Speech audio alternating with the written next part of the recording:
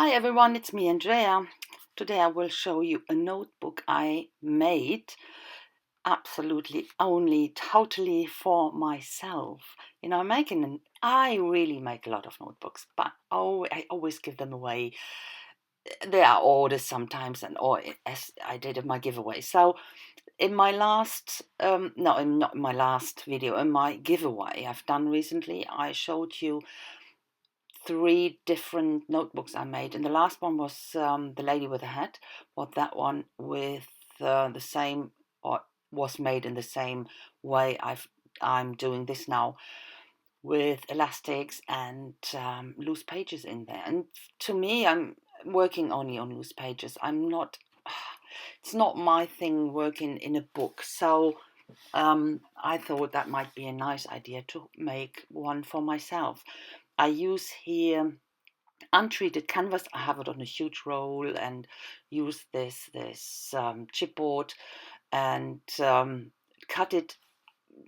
I didn't use a special size. I used the size I thought would be right for me. So it is absolutely up to you. If you want to make that, go for the size you would like. It's almost square here when I close it. So to me, perfect size. So for the inside, I use or cover it up with another piece of canvas, not really nicely cutted and measured, but that's not me. The edges are not perfect, but I will paint over it anyway. So I missed a bit here. I put the polyfiller on, and I really like to use polyfiller when I use this impression thing. The problem is with modeling paste, I always miss the point where it's perfect to press in. It's too thin, or it's already skin on top, and so the polyfiller is perfect for that. You can't go wrong with that, and it dries in no time. So I go over with gesso, I think 2 or 3 layers, because of this untreated canvas. It soaks up quite a lot of gesso, but I wanted to have it relatively smooth. And I use only one color here. It is one of my favorite colors. It's from Amsterdam, a turquoise, and I leave it like it is. No distressing, no going over with baby wipes or whatever. I wanted to have this plain color because, to me, on this notebook, it's all about the texture on top, on the cover. I really, really like it as it came out. You will see it at the end. I really, really love it. So that's what it's especially only for me, and I love it. So I here protect the layer or the paint with a layer of binder, acrylic binder. It's like a medium, so it seals the layer, and you won't be able to remove the paint underneath. Touch it up with a bit of green fluid acrylic from Golden, this gold green or green gold, and then I go and make a glazing, and I use burnt sienna with a glazing medium 1:1, and I really put a lot on the textured areas, and on the edges and corners only a bit.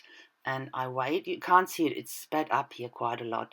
You have to wait a bit. You need to be patient, but you need to catch the right moment, otherwise it's too dry. It's drying out.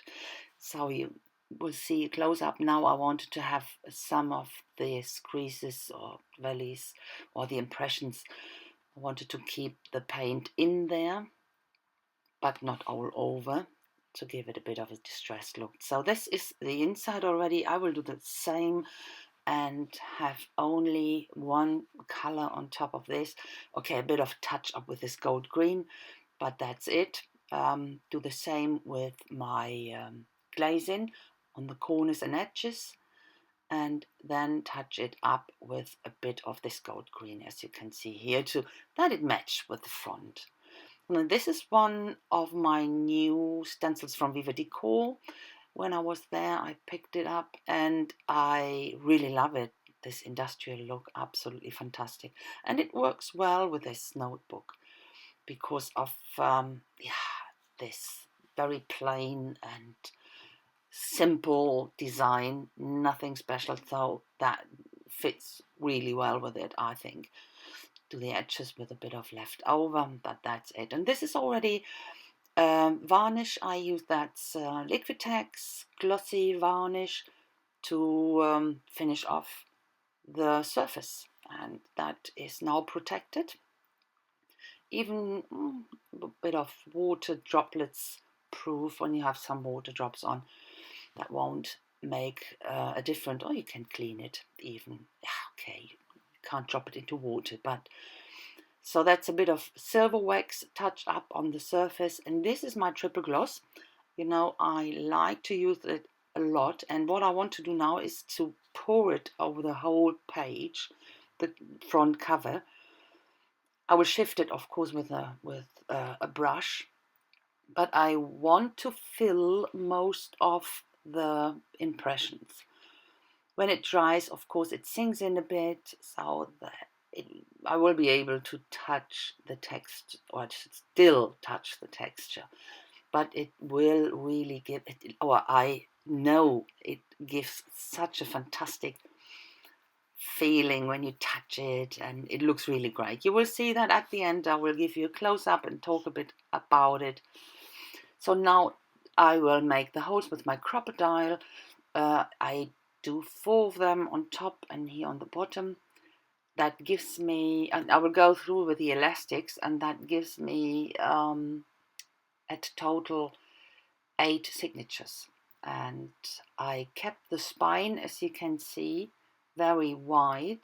I wanted to have enough space in there, and to have at the end enough space actually to put something dimensional on the pages as well. So that's why I wanted to have more space, made a bigger one.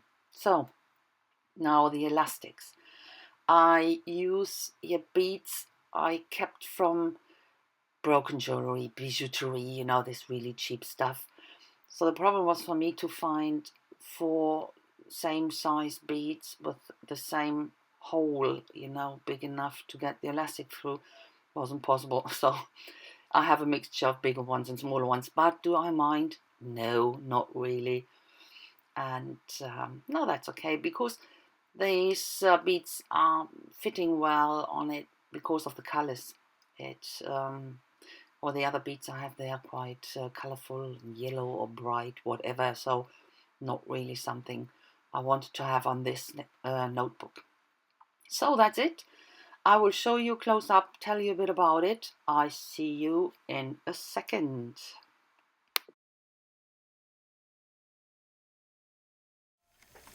So, finished now. You saw me pouring this triple gloss on top here, and it really took now 3 days to dry completely through. You could see where I had this really deep impressions here. It was white quite a long time, and when it looks white, it's still not dry, because it dries completely clear. But now it's clear, and you can see the shine. Isn't it fantastic? It came out as I wanted it. It feels so nice. It's a shame that you can't touch it. It's absolutely fantastic. You can still feel the texture. It's not completely filled, but so smooth and absolutely nice. And where I put the wax, silver wax on, don't know if you can pick that up from the camera. Yeah, it's really, really shiny under it. I really like it. It looks absolutely fantastic. The way I wanted it, that's my thing, you know. And I think I will leave it like this, very plain, nothing else on top. I think anything else will be too much. And you saw me struggling with these beads here. You know, this stuff is cheap, broken jewelry, this bijouterie, and this beads, they haven't got, or pearls, whatever you call them, they haven't got all the same size of holes. So that's why I couldn't find 4 big ones or 8 big ones and 8 small ones. So that's why I have this mixture. But that's okay. It's handmade and it should look like that a bit. So there won't be a text or title, I don't know, might be, I don't know yet, so not at the moment. So on the back here you can see I left it without, and this distress and this glazing thing here on the edges, but that's it. And I will give you a quick close-up and you can see where the edges of this polyfiller. It looks so fantastic. I love it. I love it. Absolutely fantastic. And here as well, look at this area. Oh, that looks, you have this glazing technique picks up on the canvas, as you can see in the background, still the texture still coming through, and you can see a bit of the silver wax I put on top. Sparkle. Yeah, I like it. So, and to the inside now, you saw me doing this with the stencil. I like the stencil, really nice, from Diva Decor. So now I had, let me show you, I have put in 4 holes, right, need to find the middle, 4 holes, and put the elastic out in again. It gets here holding by these beads, so that means you have 2 of these elastics here, and that gives me a double signature, as you can see here. That means I have 8 signatures, and what I used is this is a watercolor paper, a light one. It has a bit of a rougher side and a smoother side, and this, and that's sort of a mixed media or cardstock in black. It's always nice to have some blacks, you know, with some paint. It really looks so much nicer when you have a black paper because of the contrast. But what I have here is craft paper, and story about that, when we moved in here in the house, in the new house, we found that in the attic, and it's a huge roll. It's, I think, 1 meter wide, and it is on a metal stand where you can pull it up and it rolls down, and I don't know how many hundreds of meters are on there. It's a huge roll. You couldn't lift it, so heavy. We used it, I don't know what the pre-owner did with it, absolutely no clue. So we used it, or a little part of it, for our living room. You know, when we moved day before, it was raining and it was a bit wet, and we were afraid that, or we were worrying that the removal company people would carry a bit of dirt and wetness into the house. And in the living room we have a very light carpet, so, but it was okay. You can even see here, I used that one what was laying down, because why should I put it away? It didn't tear or something, so absolutely sturdy, the paper. You can see a footprint here. That's so funny. I don't know if you can pick that up. A footprint and a bit of dirt here. So funny. Yeah, it's fantastic. It's this craft paper you have for packaging, you know, this smoother side, but shiny smoother side, and this rougher side here. And I really like to work on craft paper, and I will use that. Absolutely fantastic. So I will have craft paper for the eternity. And I really wanted to have a big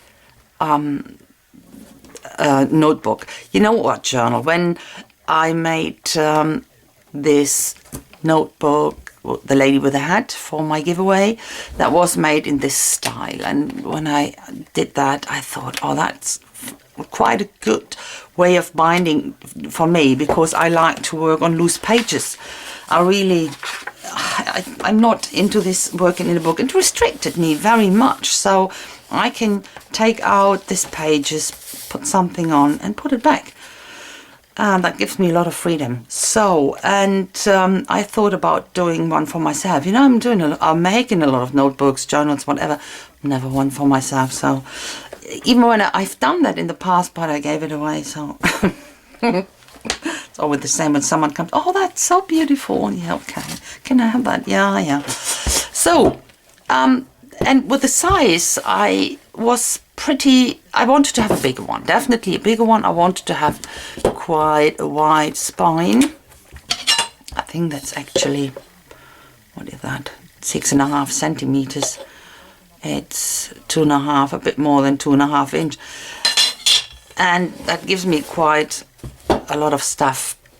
It fills out the journal or the notebook here, as you can see, but there's still room enough to have a bit of dimensional stuff on it, so that should work. And even here I didn't really have a norm. 25, almost 25 centimeters, or more than 9.5 inches here. And here we have 8 and a bit inches and 21 centimeters. So because I have this chipboard, I buy it by, I think it's 150 by 150 in my art supply store. It's this grey card stock board. I just do like chipboard actually. It's you can see the thickness. There's a bit of canvas on top of this, but it is quite a good size, and so I'm quite free with the size. I can do whatever I want. I have to cut down the pages anyway. I won't use ready-made pages, or yeah, I cut them down from my paper I have, from my paper pads. So, and that's why I like it so much. What you saw me doing that, I put the canvas on top, so it is a bit in the middle. You can see it here. You know, I didn't cut it properly, but it was for me, meant for me, and I really don't mind. It, yeah, adds a bit of charm to it in my mind. Really like it. I'm so happy about this and the simplicity, because this is the focus here. This texture is so fantastic, and with a triple gloss on it, it is such a nice feeling. Can't describe it. I think I will City Hall even in... No. Okay, that's it. Guys, thank you a lot for watching. I hope you like it. If so, please give me a thumb up. You can leave me a comment if you have a question about material or whatever it is. Ask. I will definitely answer. So, yeah, thank you. Thanks a lot. And I hope I will see you soon with my next project. And have a nice time, guys. Bye-bye.